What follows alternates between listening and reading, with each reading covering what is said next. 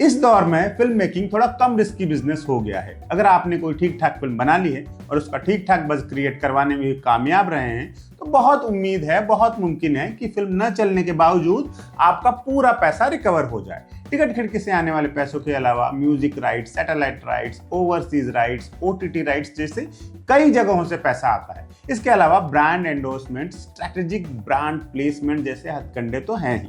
यानी किसी फिल्म के फ्लॉप होने पर मेकर्स का मुकम्मल बर्बाद हो जाना आज के वक्त में मुश्किल है। आज वैसे भी ज्यादातर फिल्में प्रोडक्शन कंपनीज बनाती है जिनमें कई साझेदार होते हैं। किसी एक प्रोड्यूसर का निजी पैसा नहीं लगा होता। लेकिन ऐसा हमेशा से तो नहीं था। पहले फिल्म बनाना कभी खतरनाक काम हुआ करता था। बॉक्स ऑफिस खिड़की पर हेवीली डिपेंडेंट होने से ये बिजनेस किसी जुए से कम नहीं था। कोई बड़े बजट की फिल्म बनाना तो सिर धड़ की बाजी लगाने जैसा साहसिक काम हुआ करता था। इसीलिए उस जमाने में जब कोई बड़ी फिल्म फ्लॉप होती थी तब उसका प्रोड्यूसर मुश्किल से ही उस लॉस से उबर पाता था। कई प्रोड्यूसर ऐसे रहे जो अपने किसी महत्वाकांक्षी प्रोजेक्ट के बाद मुकम्मल तौर से बर्बाद हो गए। उसके बाद कभी कोई फिल्म न बना सके। आज ऐसी ही एक फिल्म पर बात करेंगे जिसने न सिर्फ प्रोड्यूसर को बल्कि पूरी फिल्म इंडस्ट्री को ही सदमा दे दिया था। फिल्म थी रजिया सुल्तान। इसे बनाने वाले थे कमाल अमरोही और प्रोड्यूसर ए.के. मिश्रा।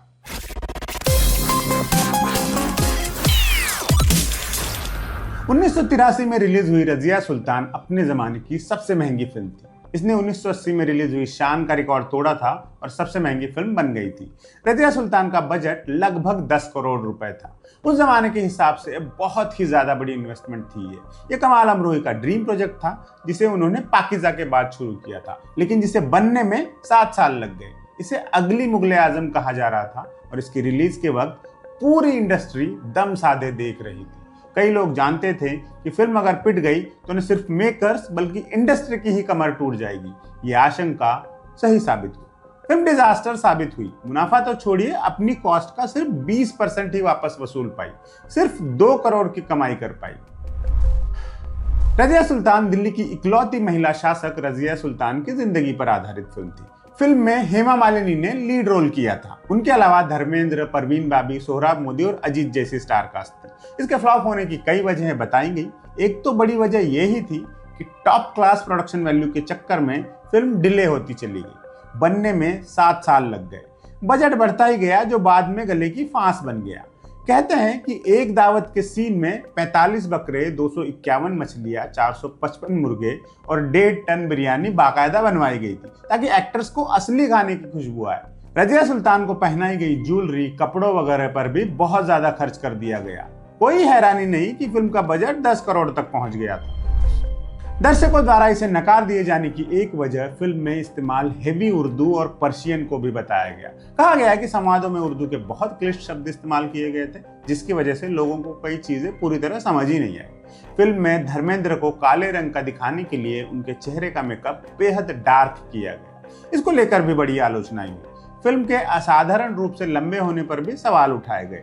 कुछ मुस्लिम उलेमाओं ने फिल्म में महिलाओं को खराब ढंग से पेश करने के आरोप भी लगाए।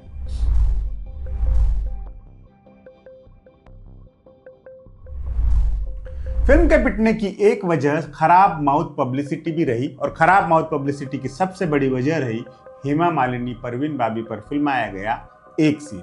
फिल्म में इस बात का हिंट दिया गया है कि अकेलेपन का दंश झेलती महारानी अपनी एक बांदी के बेहद करीब हो जाती है। हेमा और परवीन पर एक गाना भी फिल्माया गया, ख्वाब बनकर कोई आएगा। इस गाने में परवीन बाबी हेमा मालिनी के गालों पर हल्के से चूमती हैं। गाने के अंत में ऐसा सजेस्टिव हिंट भी छोड़ा गया कि दोनों ने लिप लॉक किस किया है। 1983 के भारत में किसी मेन स्ट्रीम फिल्म में ऐसा एलिमेंट होना किसी कल्चरल शॉक से कम नहीं था। सेम सेक्स किस उस जमाने की ऑडियंस के लिए सहज चीज नहीं थी। तत्काल फिल्म की नेगेटिव पब्लिसिटी शुरू हो गई। फैमिली ऑडियंस ने इससे दूरी बनानी शुरू कर दी और इस सेक्शन के फिल्म से दूर जाने का मतलब था तबाही। यही हुआ भी। फिल्म बुरी तरह फ्लॉप हुई।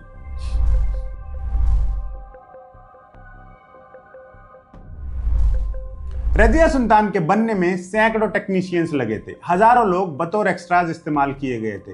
कमाल अमरोही ने इंडस्ट्री में कई लोगों से कर्ज लिया था, कईयों से उधार काम करवाया था। जब उनके पास की पाई पाई लग गई और मार्केट से उधार मिलना भी बंद हो गया, तब जाकर ए.के. मिश्रा को बतौर प्रोड्यूसर लाना पड़ा।